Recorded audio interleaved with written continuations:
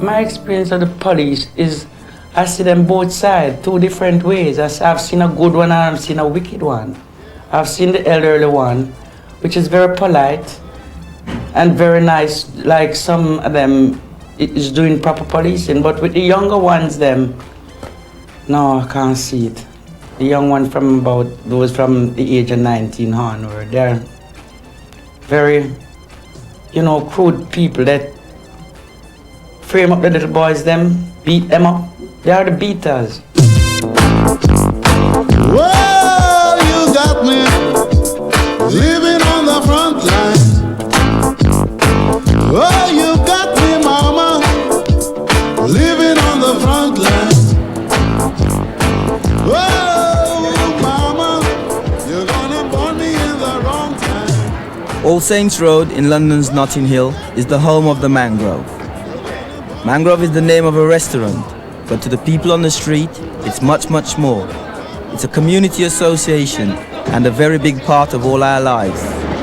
To us, it's like our own extended family. It has also become a center of resistance to racism. That's what this film is about. Because of my experience of a victim of police harassment in the past, I decide to give my life, if you like, to the struggle, fighting and trying to educate both sides.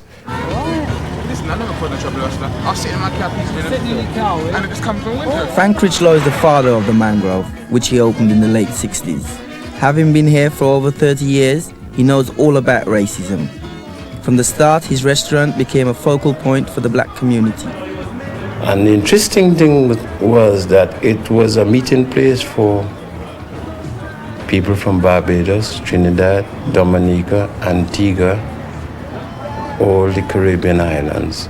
So it was an umbrella where you have all the different Caribbean people meeting and becoming good friends and talking about their experiences here and talking about the slightly different in their culture back home.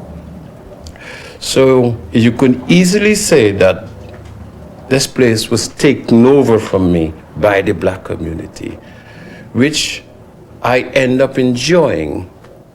In 1970, Frank and others connected with the Mangrove faced a major crisis. What happened shocked many people. It led to the trial of the Mangrove 9. The first encounter we had in terms of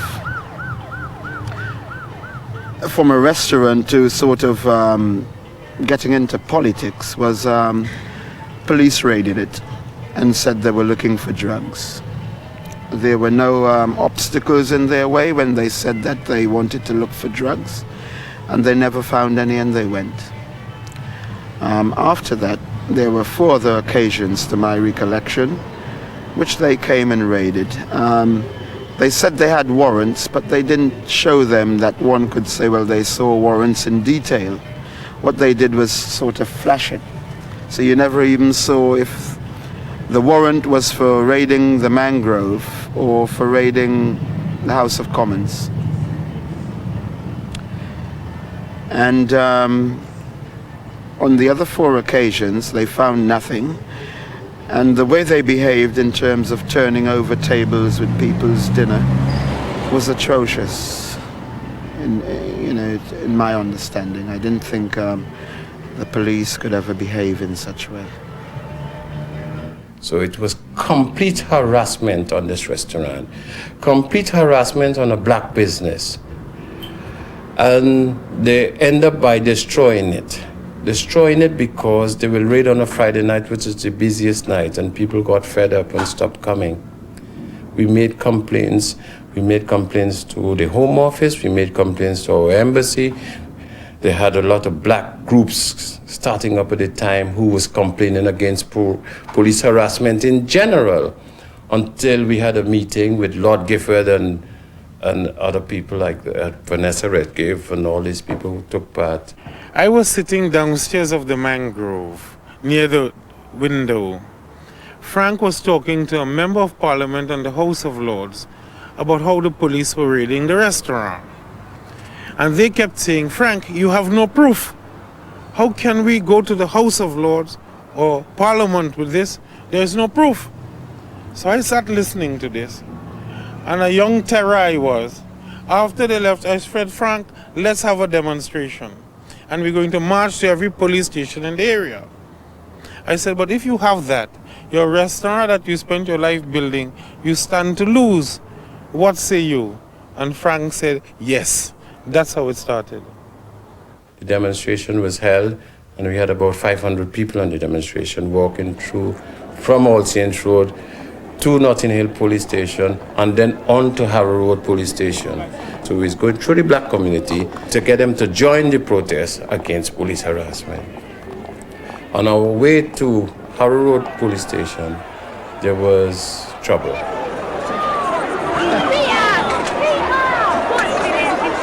There was some fighting on the way, none of the proportion that happens now in St. Paul's or Birmingham or anywhere. Some scuffling.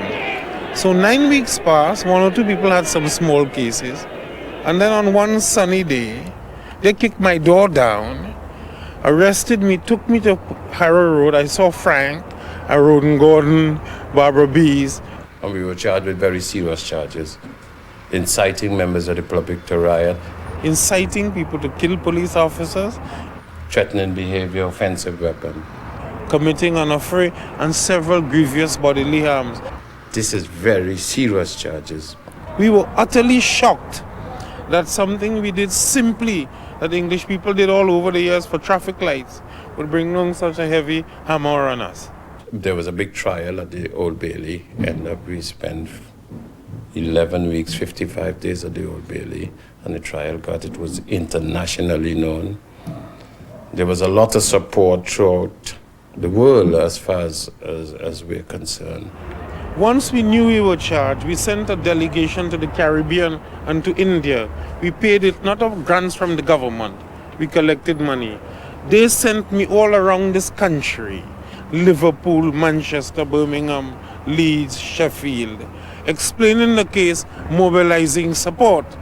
We behaved like that in those days. You got challenged, you're fighting back, you organize nationally, you organize internationally, no Labour Party and no grants. And we won it hands down. So that the day we went to court, they were demonstrating in various parts of the world and in various parts of this country. And people were watching because it was a pretty big trial, and it was, they see us as cheeky niggers, if you like, deciding to stand up against the British government, exposing them for what they are, racist, and the racist attitudes of police officers. This was a big step. So it was a frightening experience because we could have get a long time in prison. But we fought them and won the case. And there was one thing, the jury came and ate a meal downstairs at the Mangrove after the case was finished and after they pronounced us not guilty. That is remarkable. Go ahead, London.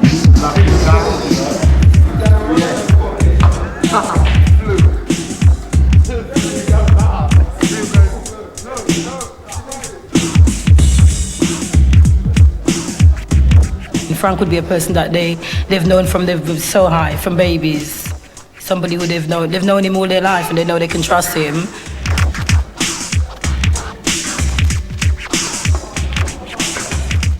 Like they think politics is not for them, like politics is for the man who's got the car and got the mortgage. But like Frank and Jeb and so on, try to, talk to them, try to bring them in and let them see, well, no, you go and vote, it makes a difference, and so on and so on. You too can influence the way the country is run. The groups who use Mangrove and who come to the Mangrove, or the people who come, is a feeling as one place where you can go and there will be some support, and that if for example you need something, then Frank is the person that people go to. I mean, they go for advice, they go for money, they go for general comfort and support, and I mean that's how I see Frank and how over the years I've seen Frank. Lots of people who come to the All Saints Road and come to the Mangrove for help are out on the fringe of society. This man used to have nowhere to live. He had a serious drinking problem, and he was virtually an outcast sleeping in doorways. An obvious target for the police. The Mangrove found him somewhere to live, an empty building. We also employed him as a caretaker, and he's now part of our extended family.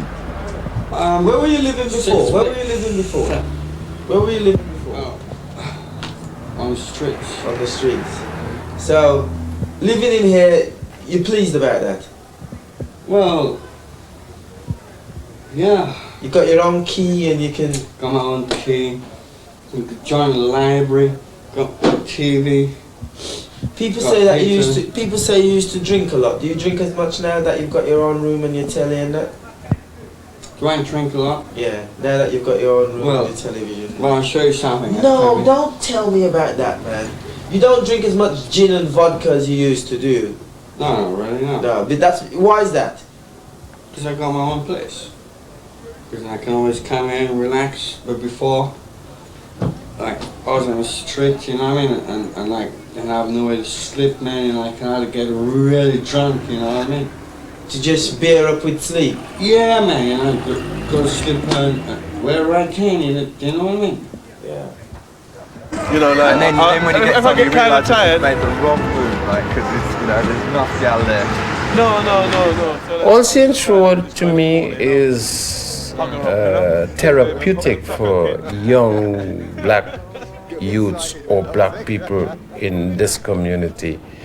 They come on All Saints Road and they meet and they have a discussion. If there's an argument on All Saints Road among different personalities clashing and the police involved, we intervene and deal with it. And that is the role that we played in the past few years. And to me, it's very successful. Naturally, in a macho type environment such as this, there are bound to be fights and squabbles, but we try to minimize that, and anybody in the community will, no fighting, we don't want to fight. Because of the role we play, we have a lot of respect. So if there's any serious trouble in All Saints Road or in the area, we can intervene. And that is important, I find, that any group that could go into a situation, whether it's in All Saints Road or Bristol, to deal with that, I think that is very effective. well, that's a load of bollocks, man.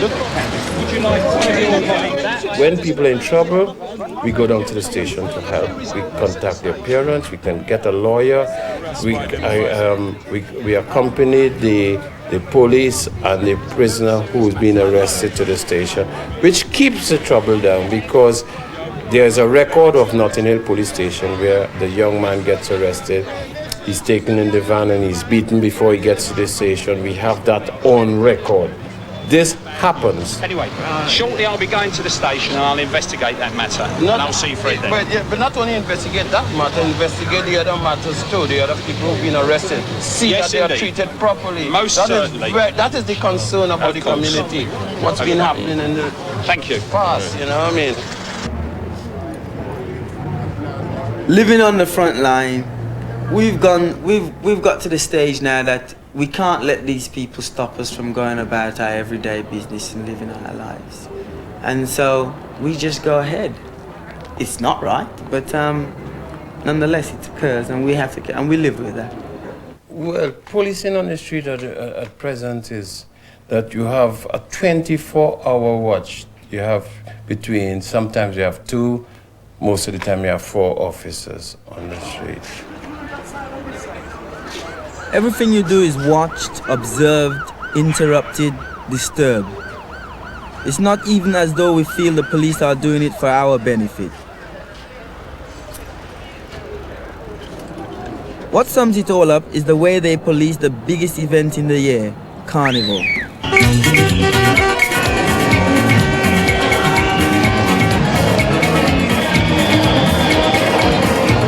Carnival is Europe's most spectacular street festival, a 2-day event over August bank holiday weekend. It brings hundreds of thousands into our community.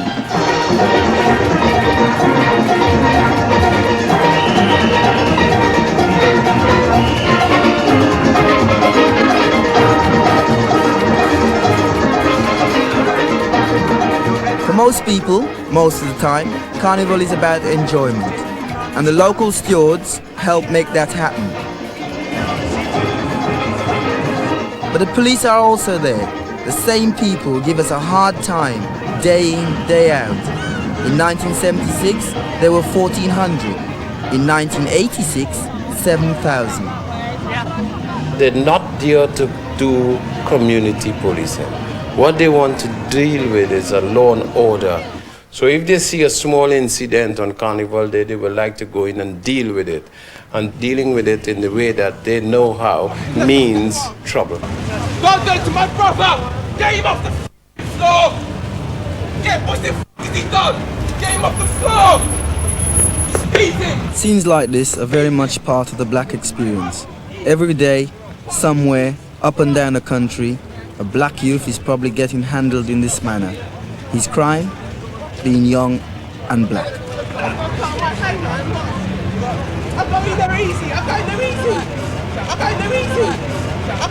The introduction of policing on this mass scale started back in the Notting Hill Carnival of '76. In that year, the number of police were dramatically increased. How many policemen are you using this year? Approximately on the over the whole weekend, about 1,400. And last year it said that there were only 60. 60 on the Sunday. There were a few more on the Monday. 4 days before Carnival, Darcus Howe warned what the police presence would lead to. Last year there were 60 people, policemen, policing 250,000 people. And you know there was not one single incident of violence recorded anywhere. If there is arrest on Carnival Day, then it's going to be an explosion of a kind that hasn't been seen in this country before. I say that with no joy. I say that praising myself of the facts and appraising myself of a sense of history and an understanding of the situation as it is. It's going to be an explosion of a kind which everybody is likely to regret. Darcus was right. There was a violent disturbance, and despite their numbers, the police were forced into disarray.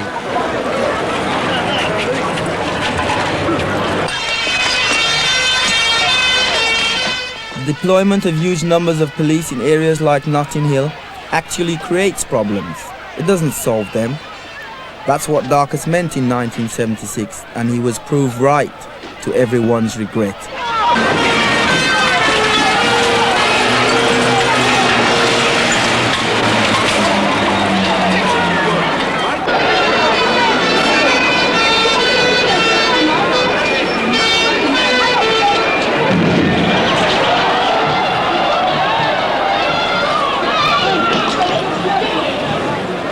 This event in 1976 could be regarded as the genesis of a paramilitary police force in the UK.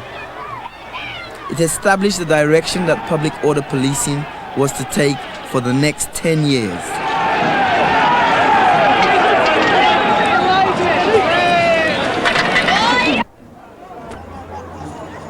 The following year, our community was shocked to see the police appear with riot shields to clear the streets after Carnival.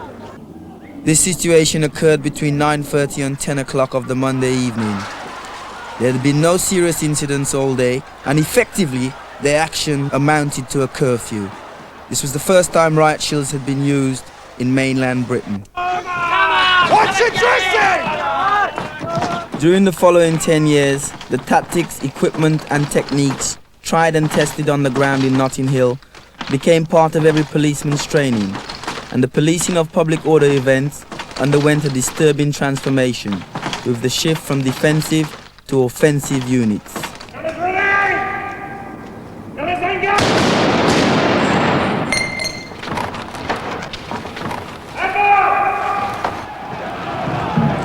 What once seemed as new and shocking is now unfortunately accepted as the norm. And it's not only the black community who have been on the receiving end, as the miners' strike showed. This third force and its paramilitary style does not seek to understand the community, it seeks only to control it.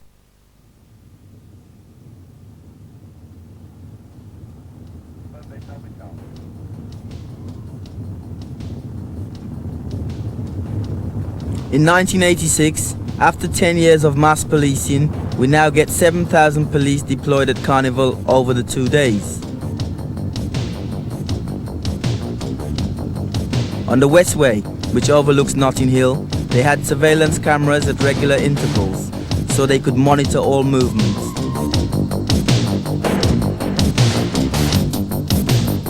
Local schools were used as operational bases. St. Charles School became goal control. Hunched over their monitors, they couldn't get much further away from the community.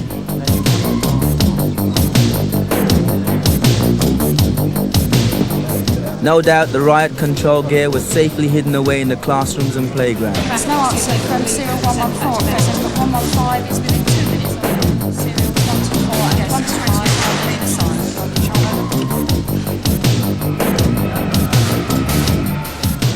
If you are on the receiving end of such policing tactics, you feel like you are living in an occupied country, continually under surveillance, always under suspicion.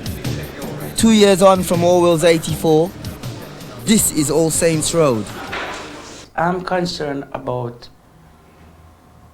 the brutality, the advantage, the beating up that the police is giving these black youth, whether they are criminal or they are not criminal.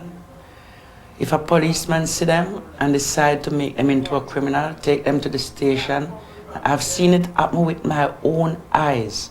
There is officers who are racist, and because they are racist, they stop the black youths, they frame them, they are being beaten, they've been planted many times. It's in open court, and nothing is done about it. Harassment is nothing new. In 1963, Henry Court, ex-colonial police officer, was planted with drugs and prosecuted. He was acquitted and later received substantial damages from the police. And they dragged me up the 2 flights of stairs into their fingerprinting room.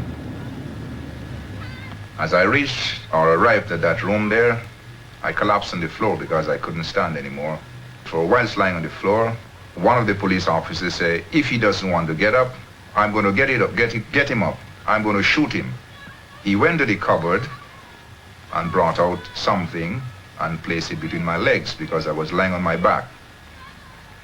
He lit it and it went off with a bang. I couldn't move my legs. Hence, one of the other officers said, you better get the doctor for this man.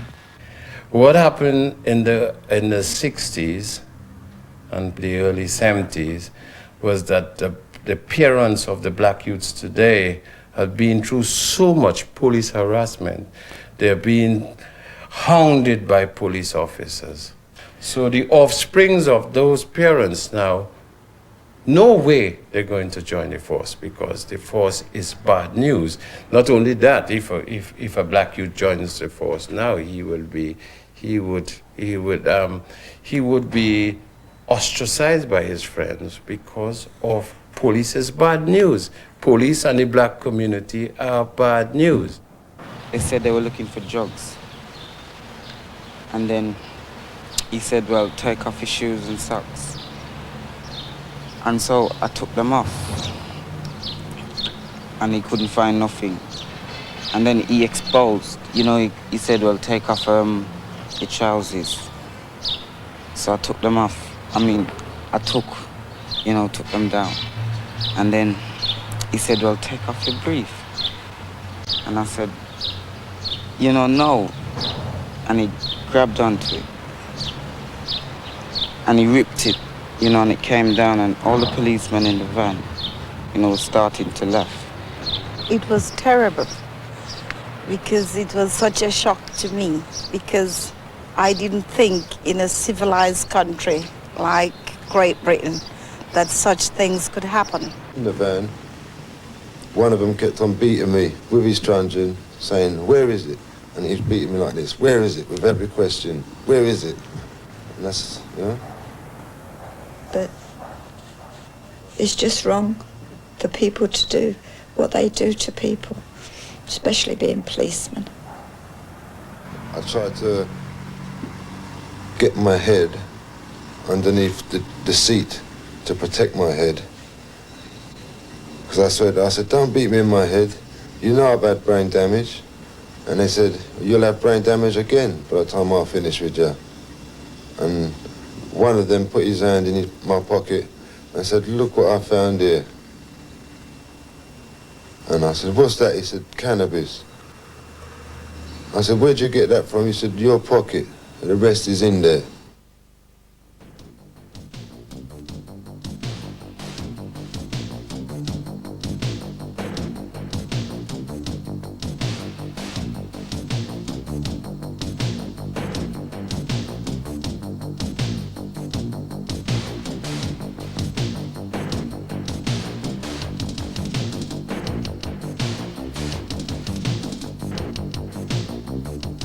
We invited the police to take part in this film, but they declined.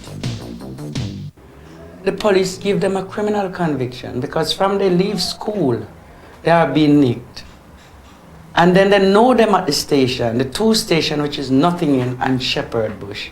The police know them, so if they drive a motor car or them little things that they should be counseled fatherly about or talked to properly about, the police nick them, so they haven't got no chance. They are being grown up to be criminal.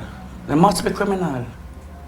They can't escape. You're not going to get blacks joining the force, knowing well they can't join the force with convictions. And it's one of the worst crimes to convict someone or prosecute someone, not in terms of what they have done, but in terms of the color of their skin. It's one of the worst crimes ever that could ever be inflicted on people. You judge people by their deeds and their conscious behavior, and not by their pigmentation.